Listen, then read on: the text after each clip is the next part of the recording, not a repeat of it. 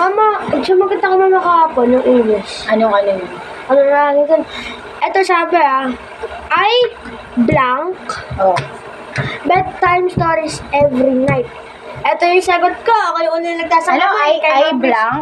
I blank bedtime stories every night. Oh. Ito yung sinagot ko. Read.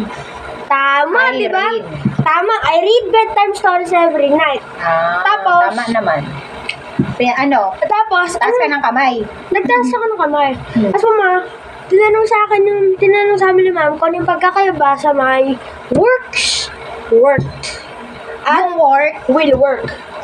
may S. Works. Yung works may S. Tapos yung work, may ED sa may huli. Hindi yung sakit na ED Tapos yung will work, walang sunod work lang. Ako yung nagtaas sa kamay, sabi ko, yung works po, yung sa trabaho po siya.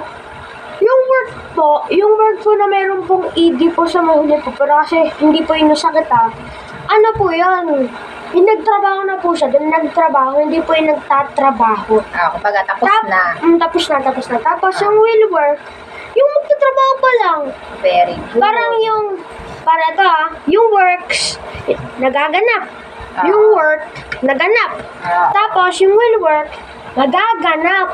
Di ba, ang dali lang Taas ka ng Baka kamay. certificate ng English. Sa English ba yun? Sa English. Pinagpakan ka. Pinagpalakan ako. Barangay club sa akin.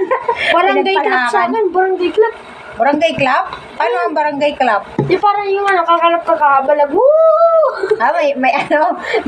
May sound.